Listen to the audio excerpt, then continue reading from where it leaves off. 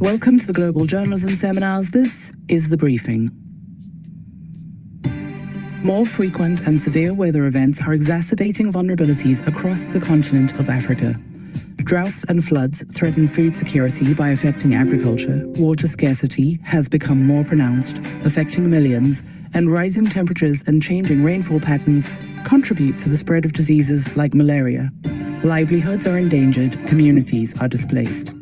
Despite contributing minimally to global greenhouse gas emissions, Africa bears a disproportionate brunt of climate change effects, challenging its development and necessitating urgent, adaptive and mitigative action. We polled 10 journalists to ask how they view the role of journalism in addressing these problems. 60% thought it was essential for raising awareness and educating the public. 10% each thought it was important for holding corporations and governments accountable, or thought it could showcase success stories and best practices. And 20% felt journalism's impact was limited without significant policy change. Our guest today is Kenyan sustainability champion Wanjira Mathai, daughter of Nobel Peace Prize winner Wanjira Mathai. She is VP and Regional Director for Africa at the World Resource Institute and a key consultant on climate issues at international forums, including the United Nations Framework Convention on Climate Change. We'll ask her what African climate angles are lacking coverage, what good coverage would look like to her, and what mistakes she wishes she saw less of. That's The Briefing. Let's begin.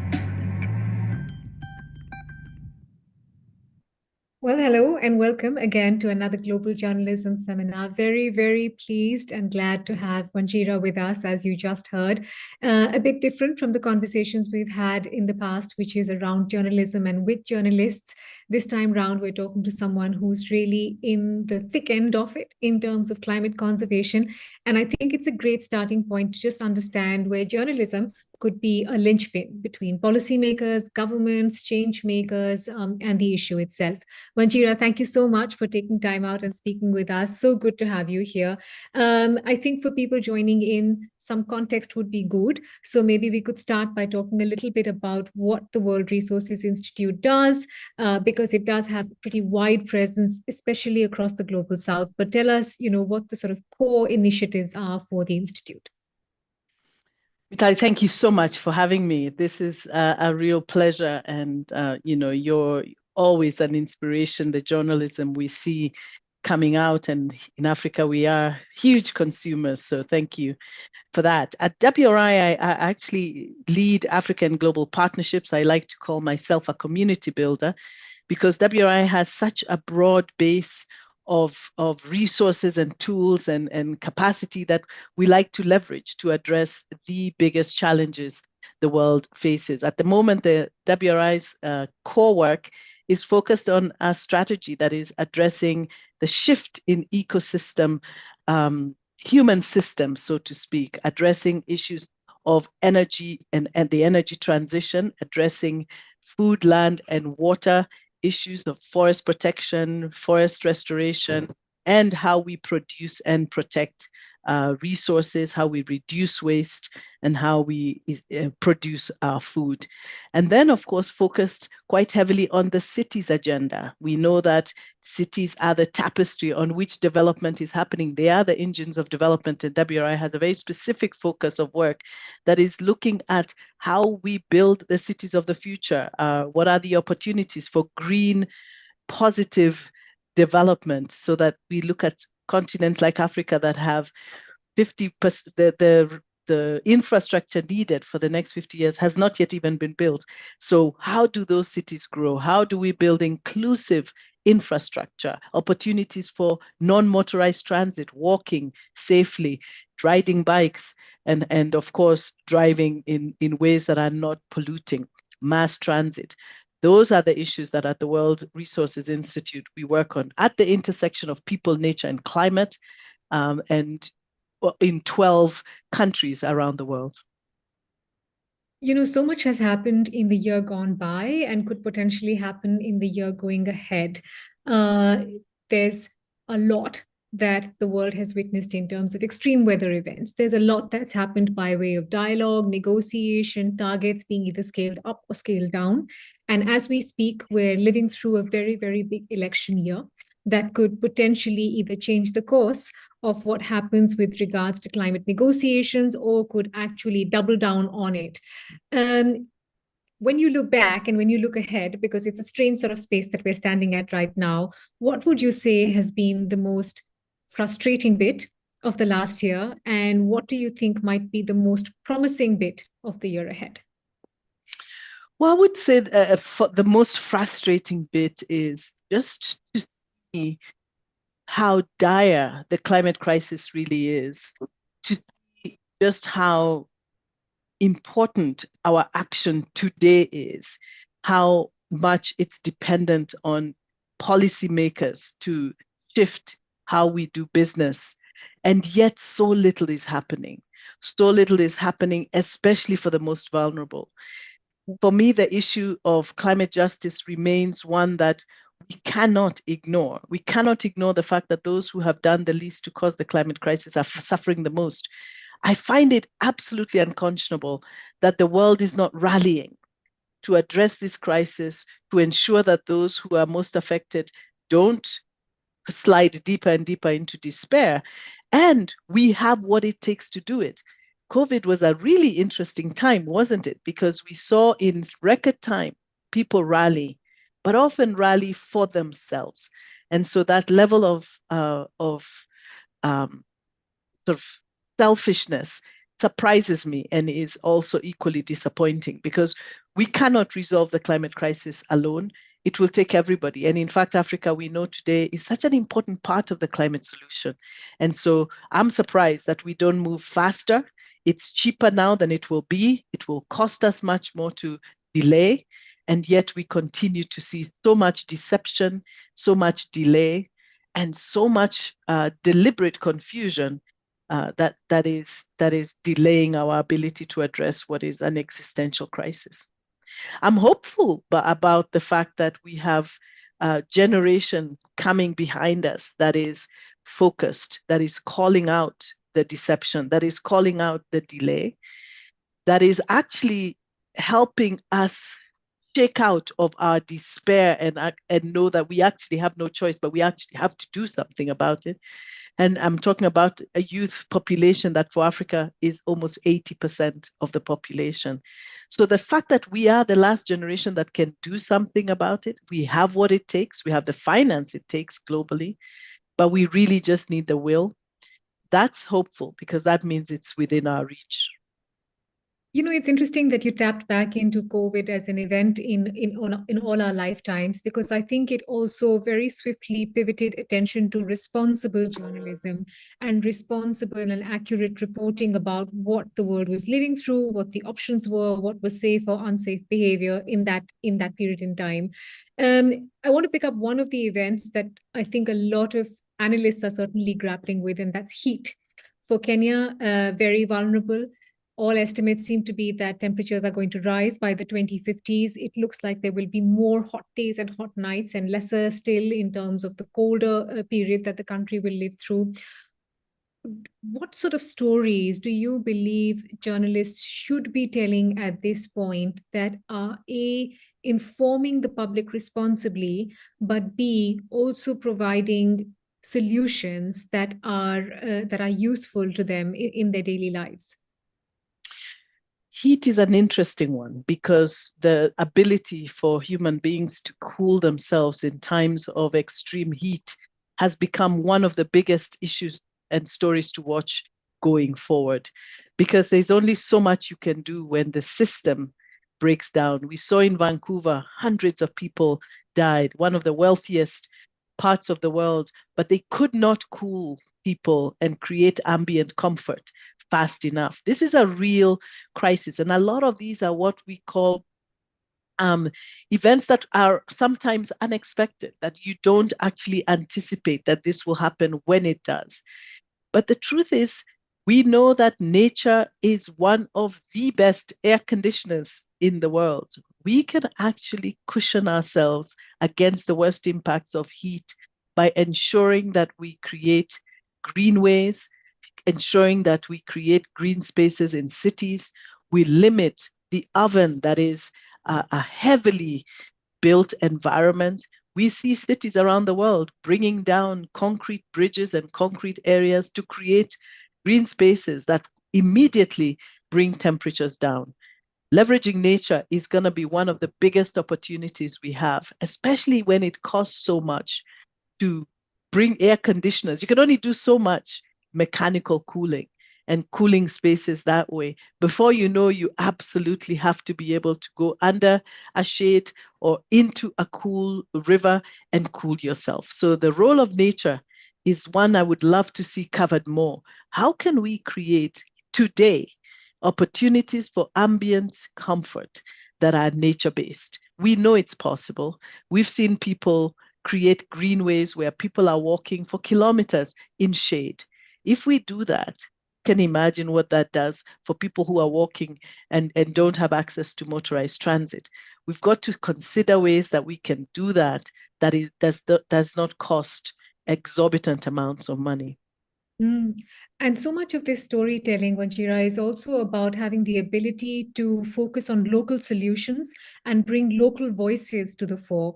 Um, for us at the Oxford Climate Journalism Network, that's been one of our key sort of imperatives, not just responsible reporting, but bringing it back to local sources for reportage.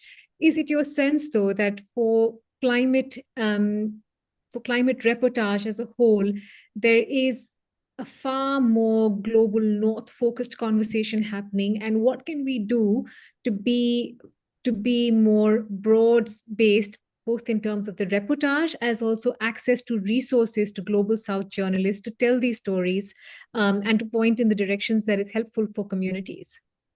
Yeah, well, there's a reason the reportage is focused on the north. After all, the real culprit in the climate crisis is greenhouse gases from the burning of fossil fuels. We've got to make sure that that message stays squarely on the tables. And we know that the G20 are responsible for 80% of global emissions. So we have to make sure that that piece of information remains squarely on the table, because the G20 have the most responsibility to cut emissions. And any effort to deflect that story to the south or somewhere else is an effort to delay or deceive, or both. So I think it's really important that not only do we keep that story on the table, but we tell the other story as well, because this is a situation where both stories are important and true at the same time. We also know that there's the story of adaptation. So there's the story of mitigating against the worst impacts of climate change that requires, even demands, that people do what they are committing to do. The Paris Agreement is there. People have made commitments in their national determined contributions to cut emissions. We must hold them accountable. And I think the journalism has a key role there in ensuring that we hold accountable those who have committed to cut emissions. You cannot have a situation where people decide they're going to cut emissions, countries, but they still continue to grow the problem. So you're not solving it if you're growing it at the same time. You also have to tell the missing story, which is the story of adaptation, the story of how communities are cushioning themselves against impacts that are coming, and coming fast and furious. The fact that there are gaps in communities being able to do that. I would love to see more coverage on holding accountable those who have made commitments to deliver finance. We cannot escape the reality that finance for climate action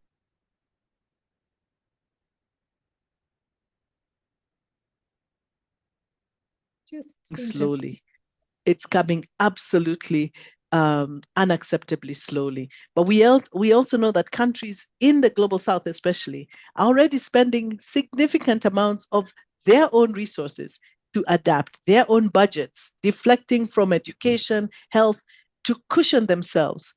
Pakistan, a really good example. They suffered significant loss and had to invest most of the money waiting for others, including multilateral development banks, to come to their rescue. That's unacceptable. And the stories of those gaps, the stories of that injustice, needs to make it more front and center in the headlines.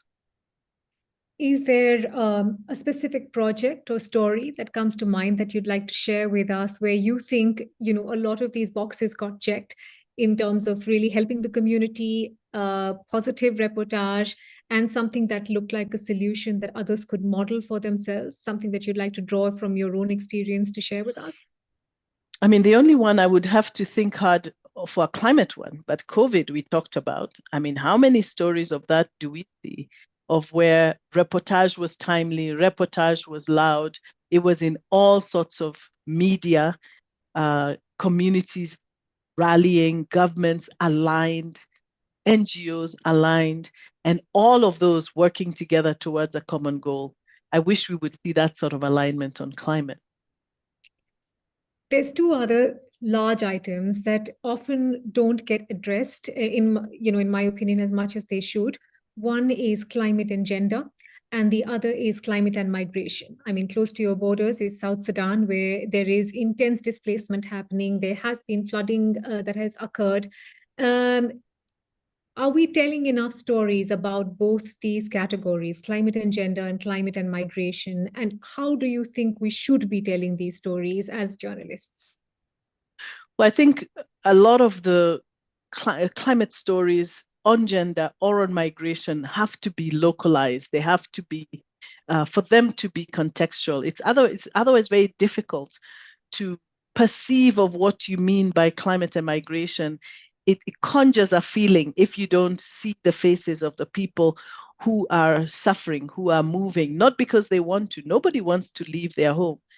I think we should be even clearer and call it forced migration, because when people are forced to migrate, this is the most inhumane and dehumanizing experience. They leave a place that they actually love and would rather not leave because of reasons beyond their own ability. Telling the full story of migration would make that I believe, have a completely different landing than it does today. Migration is seen as intrusive. People are seen as unwanted people coming in.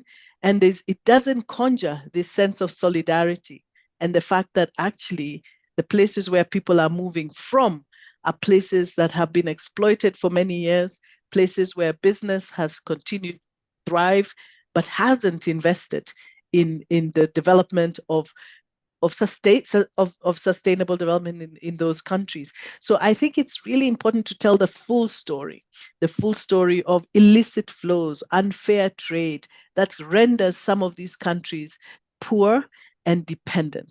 And that's not a place that anybody wants to be. So the story of migration is more complex than is often told. The story of gender too, really interestingly, underreported, because we know women are often on the front lines. In Africa, at least, they're the ones who are responsible for the food baskets. They grow the food, and when agriculture fails, it is they who feel the first impacts. A lot of communities depend on rain-fed agriculture. So rain failing one time, let alone 5 times, as has happened on the African continent the last 5 years, is disastrous for food production. And a lot of times it's the women who are the custodians of the food basket in families who suffer. So that story is important. I read some very striking stories of the gender component of flooding, especially as happened in Pakistan, where women as caregivers had to stay behind with those who could not move quickly, had to stay behind with the elderly, had to stay behind with children. Women who are often not given access to skills like swimming were unable to get away from situations of flooding. So those are some of the opportunities we see or disadvantages we see where the gendered lens is not as obvious when we tell the climate story. You mentioned Kenya and, of course, Pakistan as well. For a country like mine, Wanjira, which is India, part of the challenge for those covering climate is that they're essentially climate reporters, but what they are is investigative reporters. The level of risk in terms of what they report on is as high. The level of repercussions from either state-backed authorities or other positions of power is as high.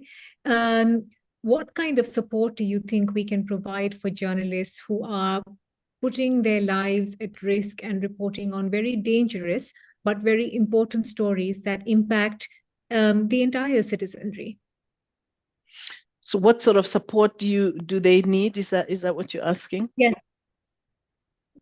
Well, I would ask you that as a journalist. I imagine you know exactly what is needed. I think what we shouldn't do is have women excluded from journalism as a result. We need to ask what we need to do to make it possible for them to do their work safely, for them to actually be part of the storytelling. If it means more resources, if it means different technology to allow them to reach places that they would otherwise not reach in person. What is the question? The question we ask is, what does it take to make it possible for them to do their work and to do it safely? That to me would be the real opportunity, rather than acquiesce perhaps to the fact that it's difficult. It's difficult everywhere, but I think it's important that we have journalists embedded in the work, anchored, because climate action is local, right? So we have to make sure that those stories, as they are told locally. They're told with the faces of through the lens of people, and that always humanizes the story and humanizes the issues. Absolutely. They need support, they need resources, they need access, and not just in times when scientists have reports to share, but at other times as well. And they need solidarity, which I hope some of us can provide through our networks. Let's talk a little bit about COP. You did refer earlier in our conversation about how disbalanced the equation is when some of these conversations happen between certain countries versus the others. Would you say COP is still fit for purpose? So that's a big question. I think COP is crucial. The Climate Change Conference is the only conference where every country in the world has a voice, regardless of their size. They have equal voice, equal perspective, and especially for the most vulnerable, there is no other forum to discuss climate and negotiate on issues climate than the Climate Change Conference. That's really important.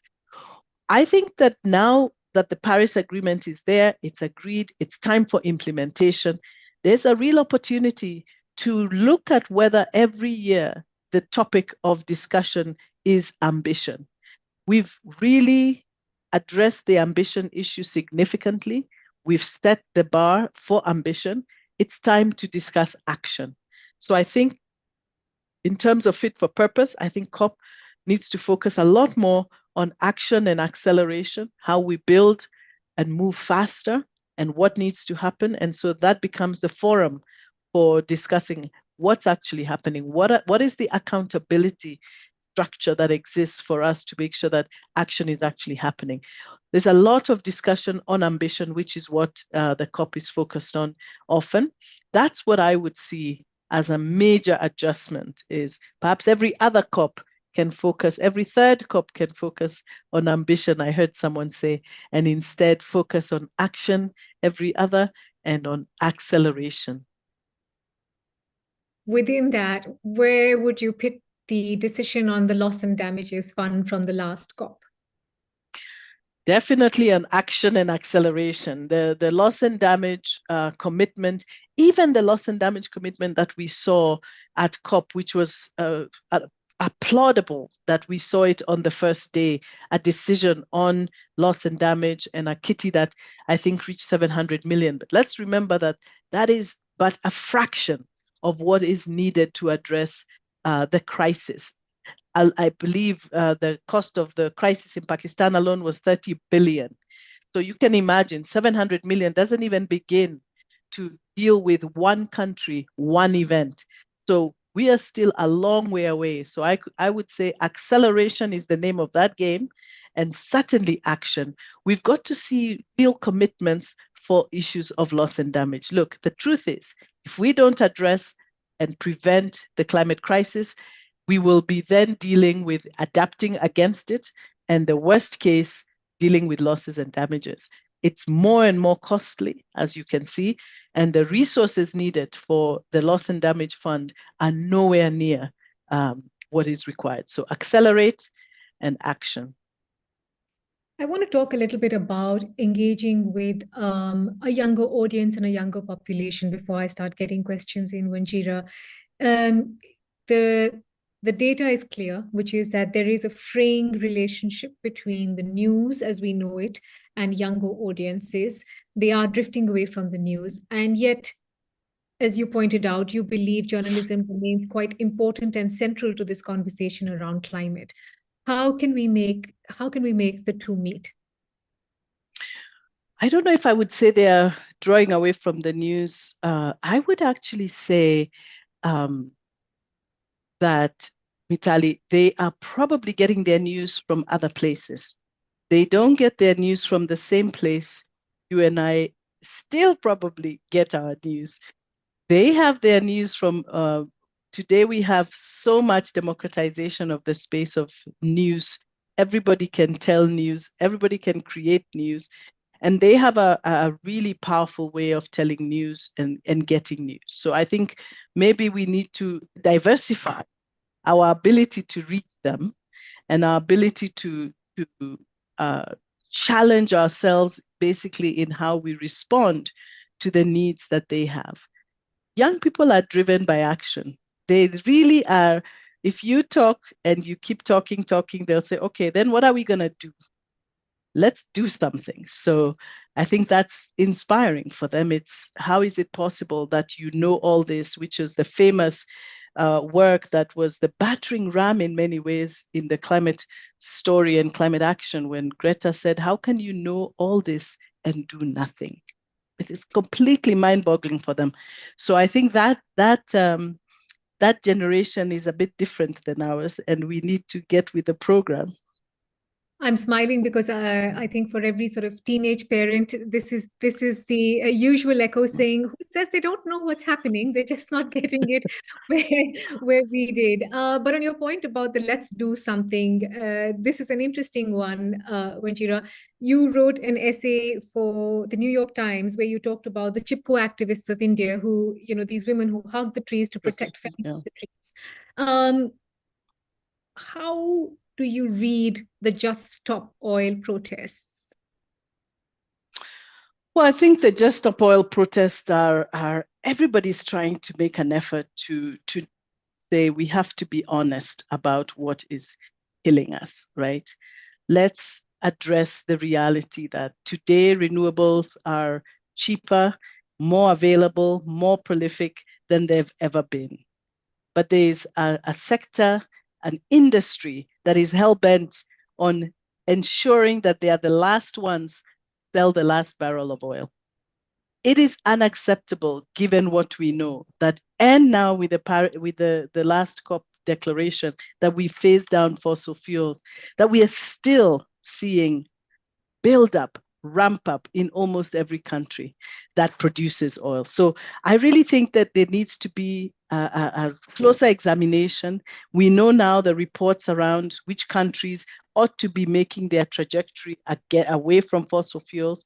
I love the Just Stop Oil campaign because we have to do everything we can to shift the narrative. I know not every country and there needs to be acknowledged that there needs to be justice in the transition, right? We know some countries will take longer than others to make that transition, but the transition needs to start where countries have an obligation to and have made commitments to. It's so refreshing to hear, so much honesty in your responses, Wanjira. Really, really appreciate that. I'm going to take an online question and then switch to our journalist fellows. This one is from Claudia Anthony, and she says, when local corporate entities offer financial support to local NGOs, the latter often have their hands tied and can't touch certain areas in their action plans that might hurt these entities. It's like the practice of journalism. How do you deal with that issue? Sorry, it cut a little bit. Could you ask that question? I was trying to see. Absolutely. The question is, and it's in our chat as well, when local corporate entities offer financial support to local NGOs, it often means their hands are tied and they can't touch certain areas, which in turn impacts their own action plans. How do you deal with an issue like that? Yeah, it's really important that financing doesn't stifle and greenwash That's why there's so much concern about the role of corporates in especially nature-based work, because we know that it's often seen as a quid pro quo, or it's often seen as an offsetting arrangement.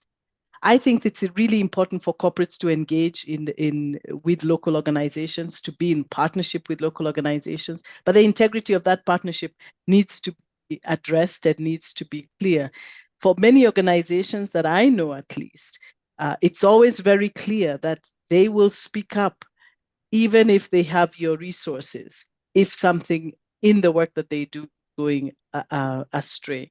So I think it's really important for organizations, if they're invested in by corporations, to make it very clear that this is not an effort. And of course, those organizations have to look at who is investing in them. Many organizations will not take resources from fossil fuel companies or oil companies, because they know that there are reputational risks there associated with how the corporations will use them.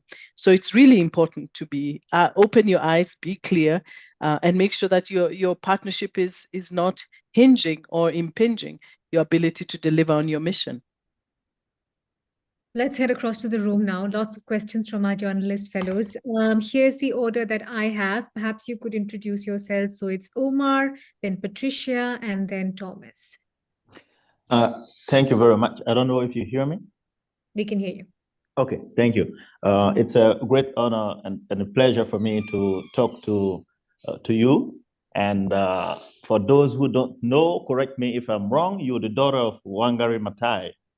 Correct. Nobel Prize winner. Okay. That's right.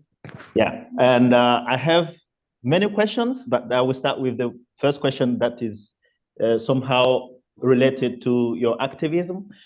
We see, and I know I've seen many people claiming to be activists, and in the deeds, they are not really activists. So for you as an activist, how do you draft your journey to fit with your activism? That's the That's first a really interesting. Yeah, okay. You want to ask another one? That's the first question.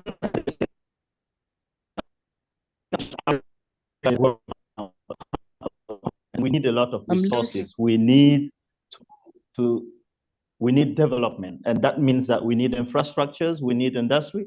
How do we manage our needs of development that will fit the global target of reducing green gas emission?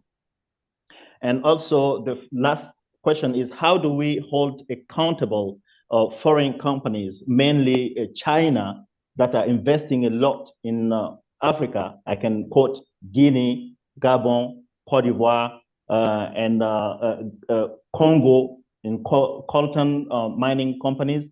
How can we hold them accountable for being part of this great drama that the world is living? Well, my brother, I hear you. By Omar.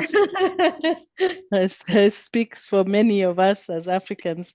Your first question on activism, I think people's activism is expressed in different ways. So there may be activism that in the way that you might expect or describe. And then there are so many people whose activism may not even be visible to us on the outside. They play an inside game. They're activists in banks. They're activists in schools. They're activists in government, believe it or not. And they deliver their activism and they act by doing what they believe is helping the bigger movement. So often activism is about creating movements. My mother, Omar, said to me so many times that many times she was seen as the activist who saved the largest urban forest in Africa, Karura Forest. For the Kenyans in the room, they'll remember.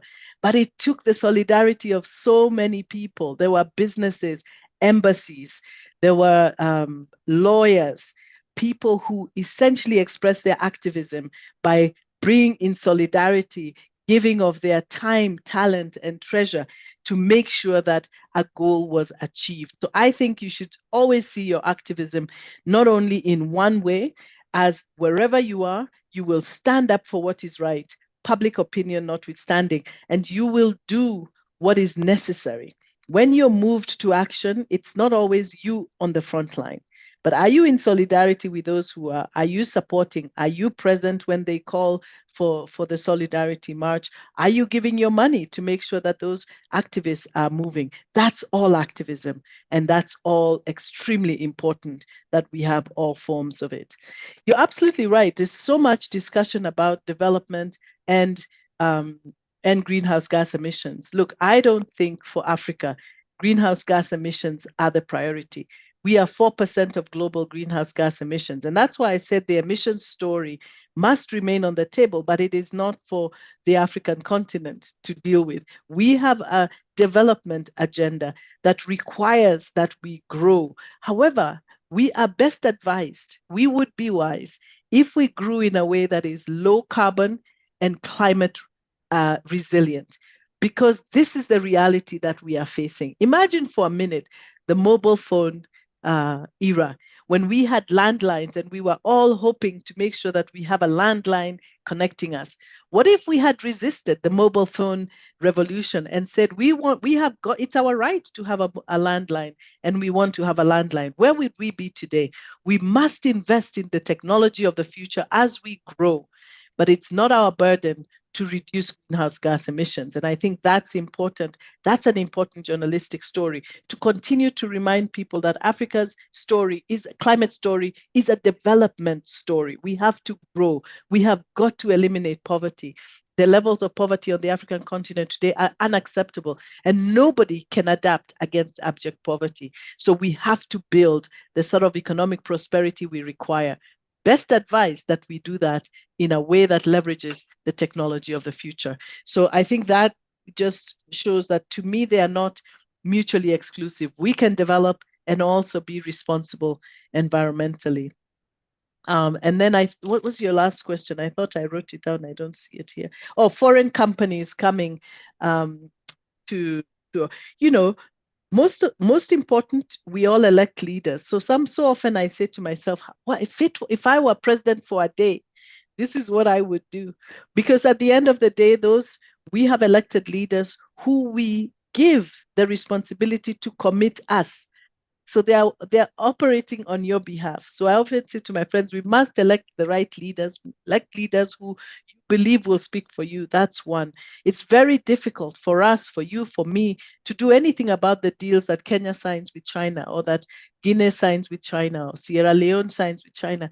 Those are government to government. However, we must continue to ensure that we express ourselves through the ballot, through our own engagement in businesses, through our own activism in making sure that we provide that information. Research organizations like ours, we provide information to policymakers and to those who hold them accountable, that they might be some pressure to make sure that the civil, there's an activity. Listen, my own president, the president of Kenya, has always said, listen, hold us accountable, because we will not necessarily, out of the goodness of our hearts, do the right thing all the time.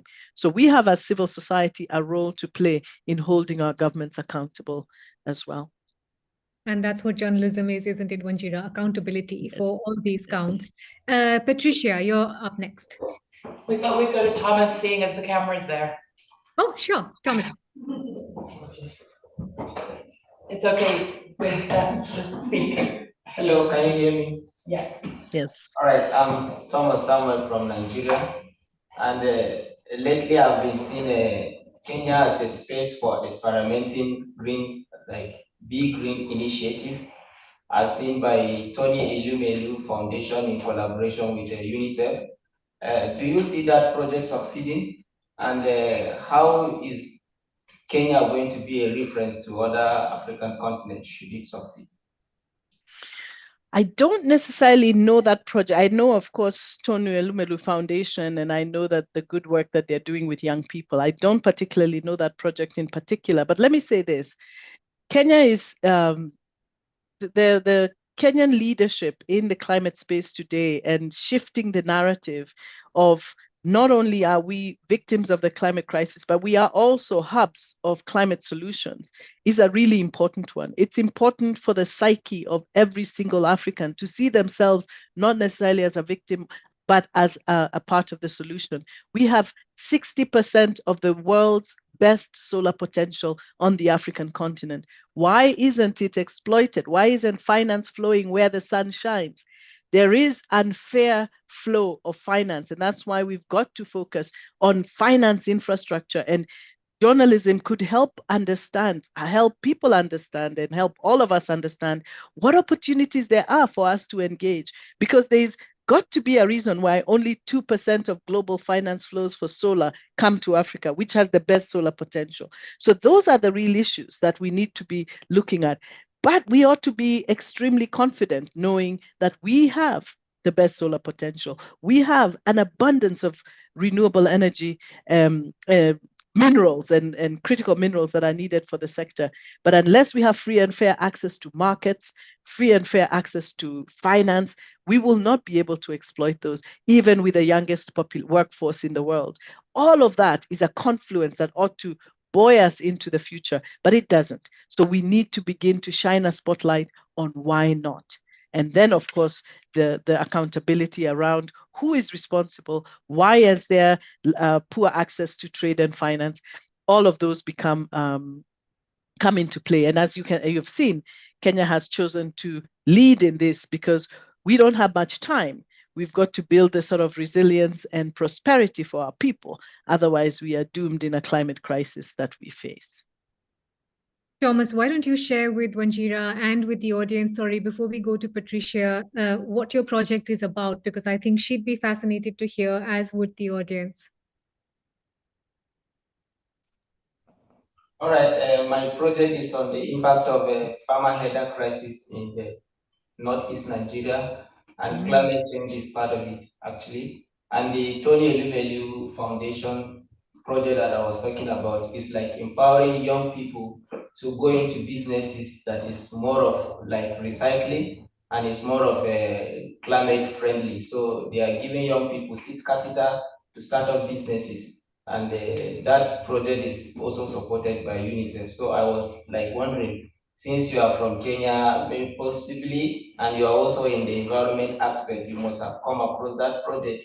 And I wanted to have like a first-hand information from you, seeing how the prospect of that project. But nevertheless, yeah, actually, now that you mentioned that one, I know that particular project, the entrepreneurship one. You know, the philanthropist Tony Elumelu has a very clear focus that building resilience is about building economic muscle.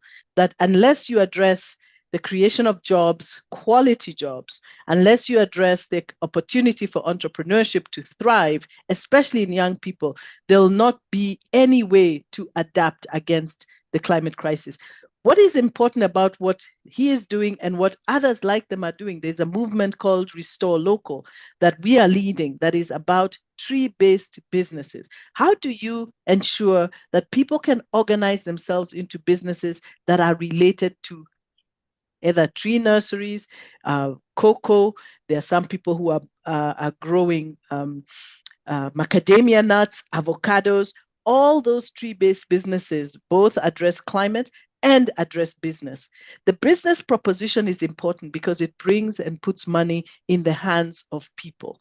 And there's no other way to break out of the cycle of poverty without creating an entrepreneurship cycle pipeline that gives people an opportunity to make money while at the same time, and that's why Tony Elumelu's program is focused on climate-related businesses, is because we can do both at the same time. So I fully endorse those programs. And at the World Resources Institute, if you look at this website called Terra Match and Terra Fund, every quarter we are releasing significant amounts of money to organizations and small businesses that are starting tree-based enterprises, so that we can inspire them to grow those businesses, address poverty, create jobs, but at the same time restore the environment. I hope that helps, Thomas. Patricia, apologies, your turn now. So much. I'm Patricia Maciejewicz. I came from Poland, and my question will be very, very general. Due to the urgency of climate issues and desperate need for the solutions. There's huge space for greenwashing and developing insufficient tools. And after sometimes we recognize that what was very promising, it is not. So how to avoid these traps and how to debunk those nebulous promises which are here. Thanks. Yeah. Great question. You know, the greenwashing is alive and well because everyone, especially from the corporate side, is trying to do as little as they can and get away with it. And unfortunately, they can also meet projects that they invest in that are not sustainable, that are not based in equity at the community level, especially environmental ones or tree-based ones. So it's really important to engage with tools and platforms like the Science-Based Targets Initiative, an initiative that was created to ensure that there's integrity in the demand side and there's integrity in the supply side. The demand side is corporations that want to come and invest in green projects because they want to either offset or they want to be part of a project. What's critical about on initiatives like these is they make sure that the company has done everything in its capacity to deliver internally. Because we know finance can buy a lot of greenwashing. So no company, if you were to look at a company and want to know how well they're doing, ask them if they are part of the Science-Based Targets Initiative, a company that is, or other initiatives like that have guaranteed that the audits of that company demonstrate that they have done everything in their power. No company can offset in full integrity if they haven't cleaned up their houses internally. There's time for one more online question, and then I'm going to try and squeeze in another one of my own. This one is from India, Wanjira. He's a student and he's studying wildlife filmmaking, very, very keen to focus on the role of women and their role in restoration of nature and in mitigating climate change in Africa. And he's wondering whether you could point him to a space where he could find more information out on that or specific grassroots stories that he could really dig deeper with. You know, one of my favorite good news climate sources is Hope is a Verb. Hope is a Verb is a wonderful podcast that tells tells good stories on climate. One of the most beautifully told stories is everywhere you look, people are around the world. They dig for the best stories around climate. So I would recommend you look at that. Certainly Monga Bay and other platforms of journalism that are telling good stories. My own favorite, Somini Sengupta of the New York Times, who tells some of the most beautiful stories from the ground, doing a great job bringing the faces of the climate crisis, but also solutions and the human face. So encouraging to see so many publications. It's growing now, but those are some of my favorites. And I'm sure locally you will find some. So these are some of the more globally available ones. This is fantastic. I haven't in recent memory had a podcast recommendation, a shout out to a climate journalist, and a conversation about climate change all in the same hour. So it's really, really great to do that. I don't have a verb, but I have a full paragraph, and it's a great segue to my final question, Wanjira, which is that, you know, part of what's also happening around this conversation around climate change is people feeling overwhelmed. They feel overwhelmed by the size of what they're dealing with the fact that there isn't a lot that they can do personally, and that they're not sure where to start. And I was struck by one of your essays and a beautiful paragraph you wrote, which is sort of a hark back to the conversation about trees, where you said, my strongest memories were just how much we had to plant trees. Every celebration, we had to plant something. We lived in an estate. Our compound was known because there were trees everywhere. And the fact that planting a tree was a celebration. How do we get people to plant a tree? In their minds, in their actions, in not feeling overwhelmed by what it is that we're dealing with, especially the younger generation that's sort of living through the change as we speak? Yeah, planting a tree is so cathartic in so many ways. My mother was passionate about trees, and she spoke about trees in such colorful ways and beautiful ways. So I have a real sort of connection to trees, sometimes subliminally, because I was such serenaded by her obsession with trees. But I actually think that one way that we can plant trees, especially most of us who live in urban settings, is to even consider the schools where our children go, that everywhere there should be trees in those. Schools are some of the places where the vision to acquire pieces of land or to have green spaces where kids can be out running is so important. More so now, that generation that needs to have access to green space, access to green vegetation. So I really think that we should always consider what opportunities there are around us, not only in our space, doesn't have to be a place you own, but it could be a green space in the park where you live. It could be a green space in the school where your children go. It could be a green space in your compound. But just making it a point that every green tree, every green vegetation is a cushion for us as a human family. And as I speak, I think there's one more question quickly sliding in. Noelia from our Journalist Fellows team. Noe, go ahead. Hi, nice to meet you. Really, really interesting everything you have told us so far. My question is, what do you think about these messages that are often sent through the media that points to the individuals, like saying, recycle the garbage at home, don't turn off the lights, don't turn on the light during day. There is often they are like rejected because people don't feel like the climate change is on their shoulders, but it's responsibility of governments and big companies. So what difference do I make? How can we, as communicators, as journalists, how can we make a twist in that kind of messages to be more effective or more like to be more empathetic with the audience? What do you think? Well, my personal opinion, and I agree with you, that's many people are now starting to see that it is a bit of a hoax to put the burden of action, and apparently that it is quite a conscious effort by the corporate sector to shift the burden of responsibility to the individual. We should reject that, of course, and make sure that we continue to tell the stories of where the real impact will come from, our cities and our policies, our elimination of polluting vehicles and policies that protect pedestrians so that people can walk, mass transit, etc. We know those are the big ones. But in a world with so much despair, I have to say, I love the ability to comfort to anybody who feels that their action, even around themselves, is at least making the world a better place. It is true that consumption is our consumption and our choices every day, how we live, adds up.